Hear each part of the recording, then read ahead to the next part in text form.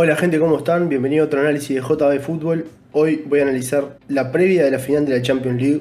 Voy a tratar de meterme en la cabeza de Pep y de Tuchel para ver qué planteamientos tácticos y estratégicos van a presentar en lo que va a ser la final de la Champions League 2021. Mientras Tuchel y Pep se saludan, quería recomendarles este sitio llamado play.org, donde van a poder encontrar más de 150 juegos retro. El sitio se caracteriza por ser accesible tanto desde PC como desde dispositivos Android e iOS. Si me preguntan a mí, mientras estoy haciendo este análisis, que me llevó bastante tiempo, me eché unos breaks entre análisis y edición y aproveché para jugar el Footstar, que la verdad que me pareció bastante entretenido. Entonces, nada, si los quiero dejar acá para recomendarlos, les dejo el link acá abajo y bueno, el que le interese puede hacer clic y jugar un rato, que es bastante entretenido, y además Play.org está colaborando con la causa para que pueda seguir haciendo videos. Antes de empezar con el análisis propiamente dicho, quiero hablar de un par de temas estadísticos que me resultaron bastante importantes e interesantes, tanto del City como del Chelsea. El Chelsea tiene a Jorginho y a Kanté, que son los dos mediocentros en la formación 5-2-3 que emplean normalmente, y tanto Jorginho como Kanté en el duelo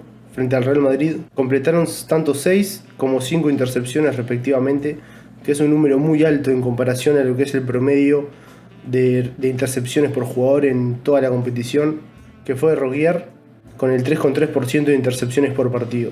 Eso me parece un dato interesante para tener en cuenta lo rápido que bascula el bloque medio de esos dos jugadores del Chelsea para cortar pases interiores. Por otro lado, buscando información del City, encontré que 6 de los 10 jugadores con más pases precisos en el último tercio del campo son del Manchester City. Tanto Gundogan, Foden, Bernardo Silva, Mahrez, Rodri y Kevin son jugadores que son muy precisos en el último tercio. Esto supondrá un duelo interesante entre los jugadores que cortan pases y los que aciertan pases en campo contrario. Vamos a empezar con el análisis enfocados al City en momentos con balón. Supongo que el City puede llegar a plantear un 4-4-2 o, como lo hizo en el último partido, con 5 defensores, un mediocentro, 2 interiores y 2 delanteros. Entiendo clave que el City vaya a jugar con 4 delanteros, por ejemplo en el 4-4-2, y esto tiene una fundamentación que la voy a explicar un poco más adelante. Mientras que el Chelsea va a parar seguramente el mismo 11 que viene parando normalmente, con 5 defensores, 2 volantes centrales como Kanté y Jorginho,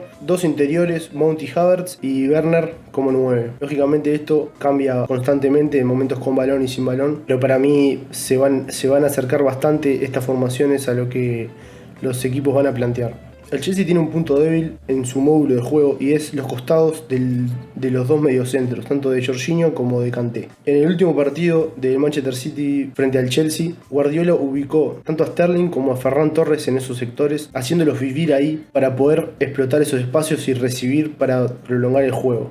El Chelsea es un equipo que bascula muy bien, por lo tanto cada vez que la pelota iba hacia un sector, el equipo se volcaba hacia ese sector, liberando lo opuesto, haciendo crecer aún más ese espacio, es decir, haciendo crecer el espacio del lado ciego, pero achicando obviamente el espacio en el lado fuerte. En este ejemplo se achica el espacio donde está Sterling, pero se agranda mucho más el espacio donde está Ferran. Sumándole a esto, al ubicar 2 delanteros fijan a los defensas centrales rivales, y subiendo el lateral fija al carrilero rival. Esto es para que si el City, luego de circular el balón, puede conectar con el jugador que está viviendo en el espacio, se genere un 3 contra 2 y el City tenga ventaja. Acá explico en la pizarra 2D cómo son los movimientos que el City emplea para poder encontrar a los jugadores en ese espacio.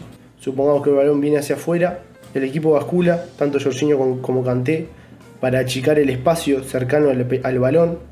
Muchas veces recuperan, porque son jugadores que tienen alto índice de recuperación y de intercepciones, como habíamos dicho, pero en caso de que no recupere y la pelota pueda salir de la presión, el City enseguida busca al jugador que está viviendo en el espacio ciego, que es el jugador liberado. Una vez que lo encuentra, ahí el City tiene ventaja. El número 9, fijando al defensa central opuesto, y el carrilero barra lateral, dando profundidad, fijando al carrilero rival, permiten que el jugador que está en espacio pueda recibir. Acá voy a poner una serie de ejemplos donde se observa al 9 fijando al 2 para que el 21 pueda recibir en el espacio azul.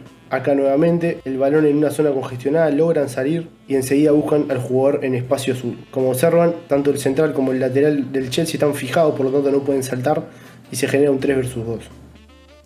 Otra variante que tiene el City ante una presión alta del Chelsea es jugar directo, porque como ya sabemos, Guardiola ha mutado y entiende que el juego también pasa por aprovechar las ventajas, por lo que si la ventaja está en la línea de la espalda rival, sus jugadores van a buscar ese espacio. Lo que ocurre acá es que los delanteros En vez de fijar a ambos centrales, se ubican entre centrales. Esto libera a los centrales, en este caso Rüdiger, que suponiendo que está jugando Kevin De Bruyne, salta a defender el pase interior directo hacia él, por lo que deja un espacio a su espalda. Normalmente cuando el balón va hacia afuera, también el carrilero del Chelsea salta como Chilwell, y el espacio, en vez de estar entre líneas, se genera a la espalda de Rüdiger. Y es ahí cuando el delantero cae a ese espacio. De esta forma se dio el gol del Manchester City, por una jugada estratégica, táctica y supuestamente trabajada por Pep. Cuando el central salta, el juego es directo. Observen cómo Rüdiger está yendo a buscar a Ferran y el espacio se genera a la espalda de Rüdiger. Cae el 9, logra pivotear para que Ferran ataque ese espacio y genere una ocasión clara de gol. Acá nuevamente tenemos tanto a Ferran como Sterling en los espacios, viviendo en esos espacios. Para que se puedan encontrar estos espacios es clave aclarar que se necesita de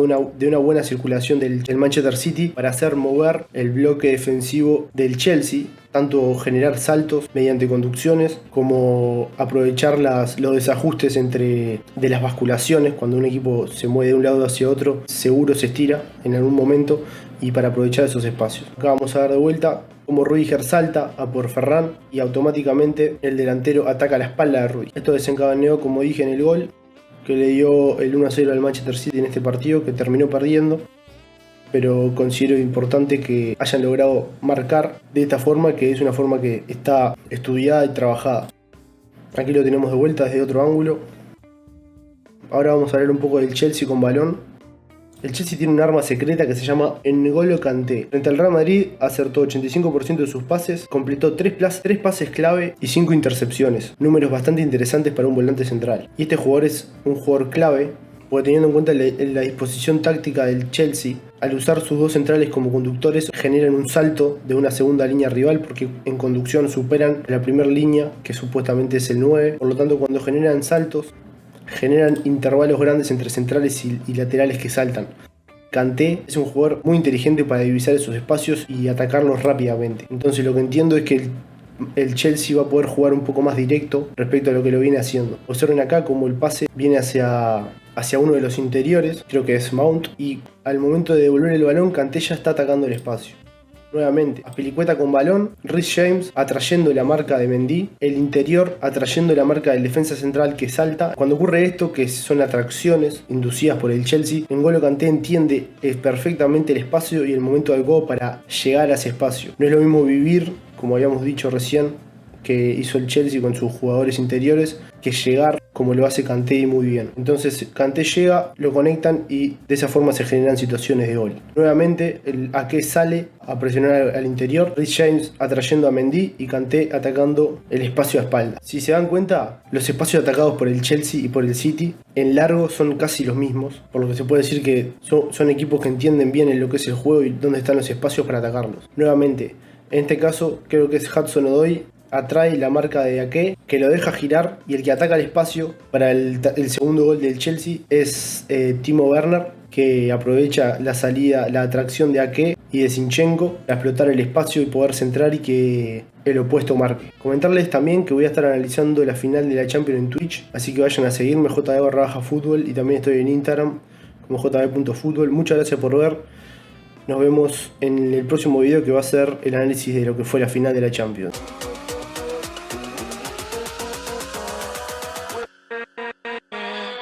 With